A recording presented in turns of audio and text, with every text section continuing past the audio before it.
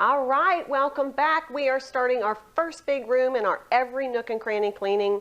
So there's a couple of things we're going to need to get started. First of all, if you have a helper, they're very much desirable when you're cleaning. Isn't that true, Declan? Okay, so he's going to be my helper today. Kids need to learn how to clean too. So if you can get your family and your grandkids or kids involved, it's awesome. Now, there's a couple of things you're going to need. First of all, you know you need your flour sack towels and your terry cloth washcloths. You're going to need a painter's mask, some goggles or glasses. Safety goggles. Safety goggles. Your microfiber wand. Oh. Your Listerine spray. And your Murphy's oil soap spray. Awesome! And guess a lightweight broom. And this I got for $1.98 at Walmart. This is what we're going to use to sweep the ceiling. So we're going to start our every nook and cranny cleaning in our first room, which is the living room, which is the room that we're in. And it is going to be on the north wall. We're following our compass rose strategy, which means we're going to start on one wall a day, and we're going to move around the room. So we're going to start on the north wall. There is no east wall in this room. Because it opens to my dining room. Then we have the south wall and then the west wall, which is back here. So we're going to start on the north wall and just work ourselves around one wall a day, cleaning everything on that wall. And we want to have a house that's totally clean and totally organized. And we're going to get it started today. Start with the ceiling, work our way down the wall, and end up cleaning the floors. Now, if you have a ceiling fan, you will want to clean that right after you sweep your ceilings. If you have a light fixture, you may want to wait until you finish the entire room before you clean the light fixture.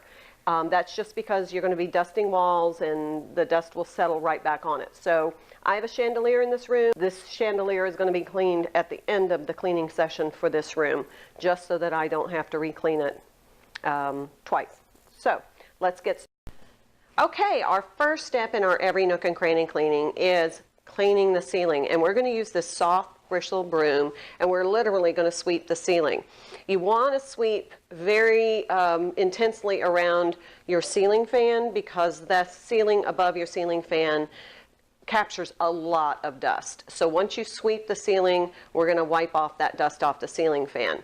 However, remember on light fixtures, you clean the light fixture after you finish the whole room. Now, when we're cleaning the ceiling, some really important safety message here. You need safety goggles or glasses, like my friend Declan here. You'll probably want something to cover your head, either a hat or a scarf. And you want a micro germ mask, because the ceiling texture is going to drop as you sweep. You're going to lose little bits and pieces, and we don't want it in our hair, definitely not in our eyes, and we don't want to breathe in the dust. So we're outfitted and ready to go, and Declan's going to demonstrate how to sweep a ceiling. My best advice is to start at one corner of the room and work your way to the end, and then just kind of keep going back in a grid pattern over the ceiling, because you want to sweep both directions so that you get the dust out of the acoustical ceiling texture. But also you want to do the entire ceiling today, because we're going to clean each wall, but you don't want the ceiling dust spreading out all over the clean stuff on your north wall. So we're going to do the entire ceiling today, and then we'll do each individual wall on our designated days. So Declan's going to go ahead and demonstrate how we clean the ceiling. Got your mask and your glasses? All right, you're good to go.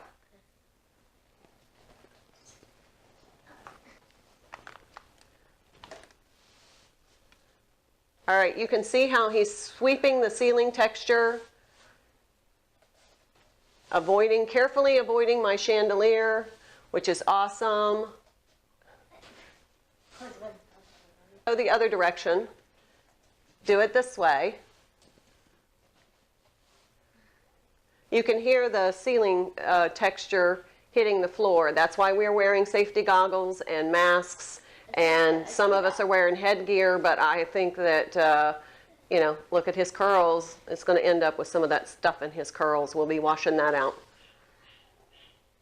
All right, so you get the idea. Good job, Declan. So you get the idea of how we want to sweep our ceiling. So we're going to go from one corner to the opposite end of the room, and we're going to do the ceiling one way, and then we're going to cross grid it the other direction so that we get as much dust and allergens from our ceiling down to where we can clean it up. All right, guys, now we're going to start on north wall.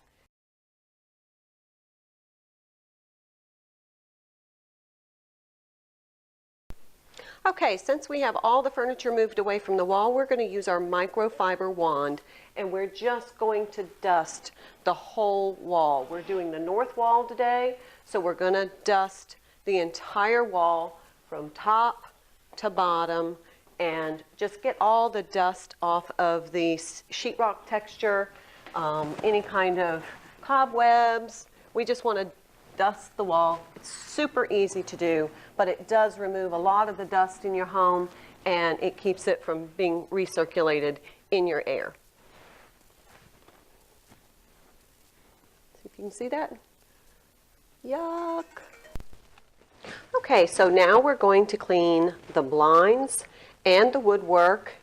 This is going to be any woodwork along this wall, such as your woodwork trim work around your windows, your window seal, and your baseboards. So let's get started. You're going to need your Murphy's oil spray, and you just want to spray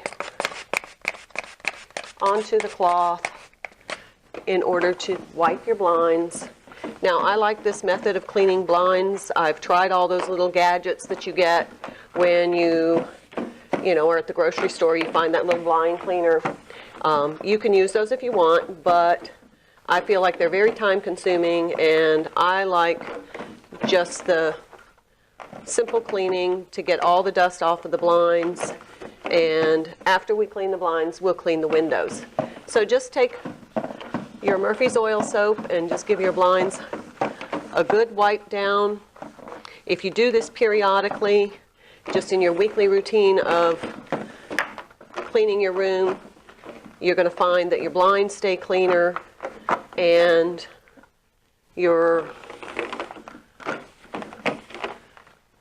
it's so much easier to clean them. Once in a while you want to do a deep clean of them.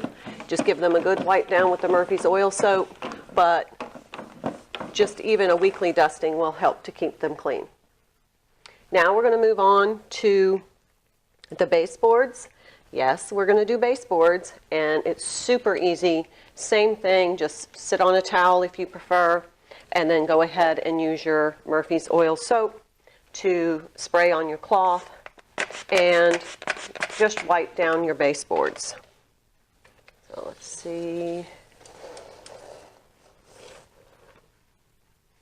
So you just want to wipe down the baseboards.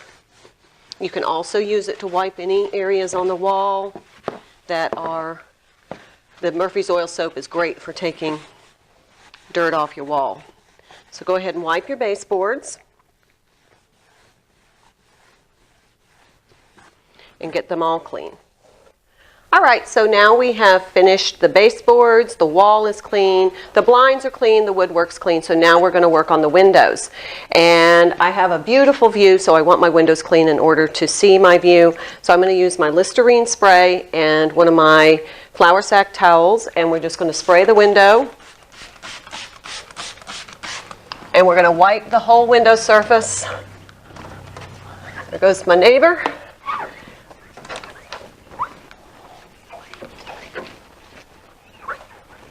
I really like the Listerine spray, and I grew up with Listerine being one of those clean smelling fragrances, so it just smells clean to me, so psychologically my house smells cleaner. Okay, so when we have the windows finished, we want to go ahead and clean either the woodwork or the metalwork between the windows, around the windows, because we want to make sure that we remove all the dust as well as the micro mist cooking oils that float in the air and land on everything when we cook with any kind of oils in our home. So just wipe down all of the surfaces, and now we have a clean window.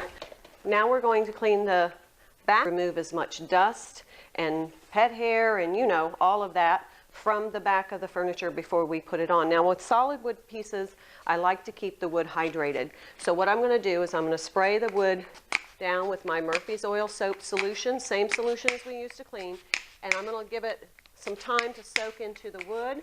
I'm going to give it just a couple of minutes, and then I'm going to come back and just lightly pat any kind of residual fluid that's still left.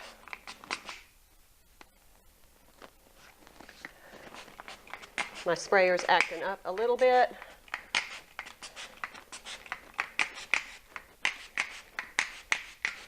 Now this piece is 100 years old and has been in my family for nearly that long. Not quite, but long enough, and I'd like to keep it sturdy and useful for the next generation. So there we go. Now I'm going to give it a couple of minutes of this. Just lightly pat any of this kind of standing. This is also going to help to get off any residual dust or debris, pet hair, you know, allergens, pollen, all of that stuff that's floating in the air all the time. So now this piece is ready to be returned to the wall. It's clean. Okay, so this is the front of the piece. So what I'm going to do is I'm going to take everything out of the drawers in the cubby area. I'm going to take everything out of this shelf. I'm going to hydrate the wood inside. Then I'll replace everything after I clean it, of course. And then I'm going to clean the glassware, which is the front of the cabinet as well as this very old antique mirror. So I'm going to start on that, and there's a couple of tips I'm going to show you along the way.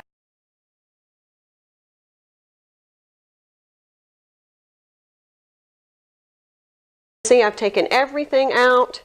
All the drawers are out of the cabinet. So what I'm going to do now is I'm going to hydrate the interior of the cabinet work in this piece. So I'm going to take my Murphy's Oil Soap, and I'm just going to spray lightly. You don't have to saturate until there's tons and tons of drips, but just lightly spray all the interior cabinetry. We're going to come back and wipe it down, so even if it gets a little too wet, it's okay. We're going to come back. We won't leave it. Make sure you get up under the shelves as well. The interior cabinetry where the drawers grow. That's a really important part because the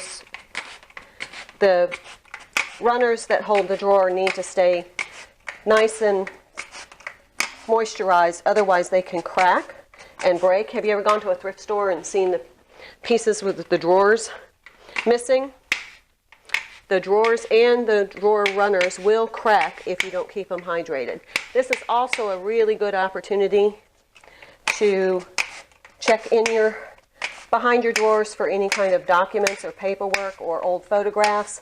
I bought an old piece of furniture one time, and it had somebody's birth certificate in it, and I was able to locate the person and get their birth certificate back to them. So, you know, documents get stuck back there, and we want to make sure.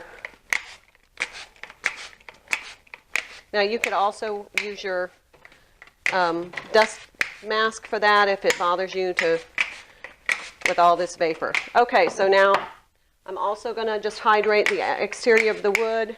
This is my cleaner, not my conditioner. It's okay if I get it on the mirror, it's going to come off. So I'm just going to now spray the exterior of the wood cabinet. Okay, now that the wood has had a little chance to absorb that Murphy's Oil Soap, I'm going to start now just wiping down the cabinetry, making sure that I have any kind of residual standing water kind of absorbed into my cloth. I don't want too much water on my piece. This really cleans the wood. I'm going to wipe out the drawer.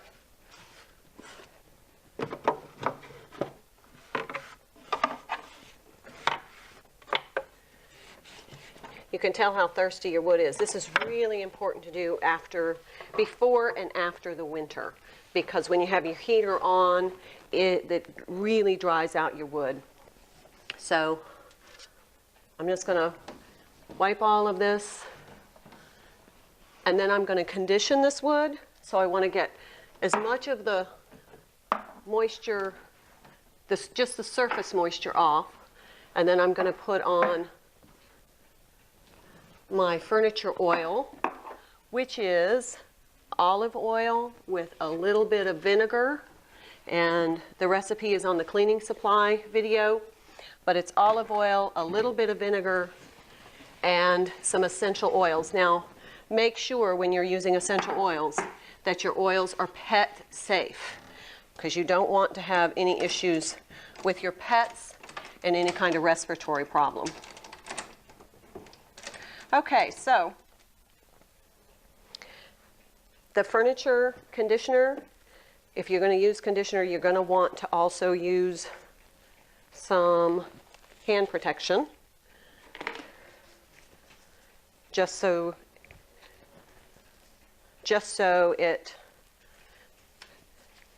you don't get that oil on the glass when you want to clean it. So my advice would be any wood furniture that's on this wall, this north wall, and I have a couple other pieces, need to be clean, and then use a clean cloth, and then just go ahead and start conditioning your wood. And I keep this in a glass container, a glass bottle, but for ease of using, I just put it in a bowl so I can just dip the cloth in.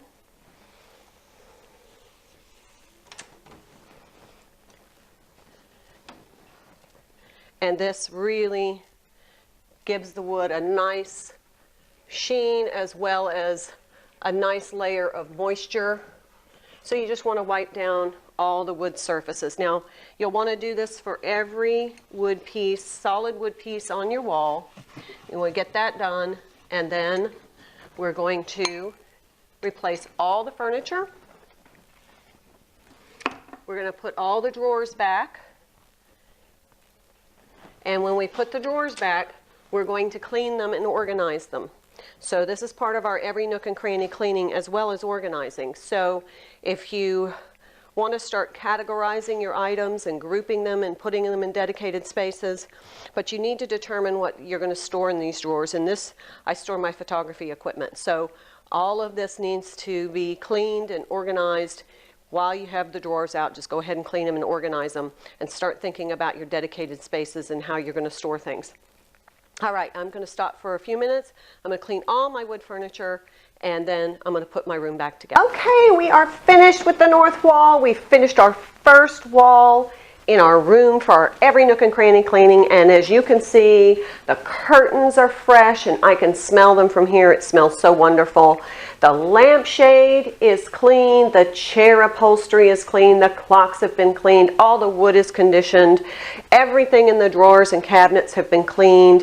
Everything is clean with absolutely no dirt, dust, dog hair. Everything has been cleaned. So I'll take you on a real quick little tour, and then you can see for yourself. Okay, so here is the cabinet, and you can see it's nice and clean. The wood looks beautiful, nicely conditioned. It really brings out the grain and the luster in the wood. All of the shelves have been cleaned. The books have been cleaned. This is my photography equipment has been cleaned, and we have also cleaned the inside of that little cubby, nice and neat and clean, everything in its place and very organized. All the drawers have been moisturized, and everything in the drawers have been cleaned.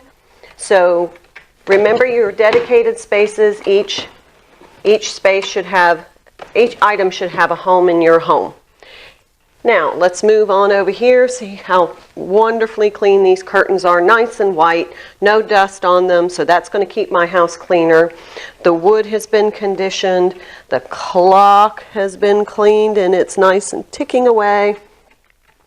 And also, this chair upholstery has been cleaned. The lampshade is clean. It's no dust on the lampshade. Even the light bulbs have been dusted. Just a note, when you're cleaning your lamps, you want to run a rag down the cord to get all, any kind of dust or hair or anything off, but also you want to check that cord for fraying because we don't want to have any kind of electrical fire. So that is our first wall for every Nook and Cranny cleaning, and it feels so good psychologically. It feels wonderful. It just is so inviting to know that your house is clean and that all of the items that are in the drawers and in the little nooks and crannies are absolutely clean, and what a wonderful feeling. Just wait until the whole room is finished. Okay, so I'm going to stop here and start editing, get this out to you guys, and you have a wonderful day.